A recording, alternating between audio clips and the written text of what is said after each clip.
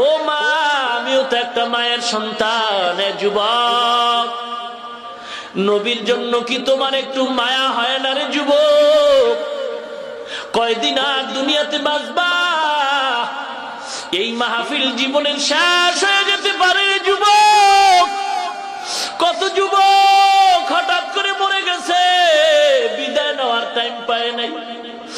যুবক, আল্লাহর গোলাম কি নিয়ে কবরে রওনা দিছ রে ভাই? আমরা রসুলের আদর্শের কারণে ধ্বংস হয়ে যাই নাই কেন? রসুলের আদর্শের দাড়ি রাখো না, নামাজ পড়ো না রে যুবক ভাই। তোমার মতো যুবক দাড়িওয়ালা নামাজি স্কুলে পড়ে, কলেজে পড়ে, অভাব নাই। তোমার মতো যুবক দাড়িওয়ালা আর আবার পুলিশ, বিডিআর, চাকরিজীবী, ব্যবসায়ী, শ্রমিক আছে, অভাব নাই। ড্রাইভারি করে, কৃষি কাজ করে, অভাব নাই।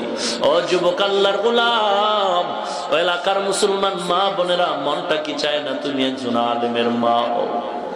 এ যুবক, আল্লাহর গোলাম, মনটা কি চায় না তুমি একজন আলেমের মা হও? ঈদের 3 দিন আগে সন্তান ঢাকা থেকে মোবাইল